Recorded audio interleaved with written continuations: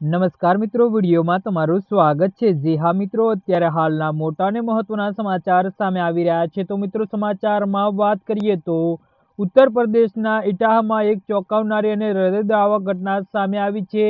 પ્રેમ સંબંધના કારણે એક કપલની હત્યા કરવામાં આવી હતી। પ્રેમિકાના પરિવારના સભ્યોએ ક્રૂરતાથી આ ગુનો કર્યો હતો અને ઘટના બાદ પોલીસે આરોપી માતા પિતાની ધરપકડ કરીને તેમની પૂછપરછ શરૂ કરી છે।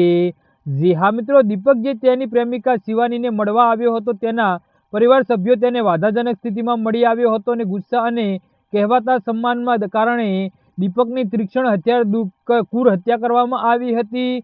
શિવાનીને પણ હત્યા કરવામાં આવી હતી। આ ઘટનાથી ગામમાં હોબાળો મચી ગયો હતો અને આરોપી પરિવાર ઘરેથી ભાગી ગયો હતો। મળતી માહિતી જ જયથરા પોલીસ સ્ટેશનમાં પહોંચી અને મૃતદેહને કબજે લીધા અને પોસ્ટમોર્ટમ માટે મેડિકલ કોલેજે મોકલી દીધા છે। ઘટનાની ગંભીરતાને ધ્યાનમાં રાખીને એસએસપી ઓટાહા શ્યામ નારાયણસિંહ વ્યક્તિગત રીતે મેડિકલ કોલેજની મુલાકાત લીધી, જ્યાં તેમણે દીપકના મૃતદેહની નજીકથી તપાસ કરી અને ખૂબ જ પીડાદાયક અને કમનસીબની ઘટના ગણાવી હતી।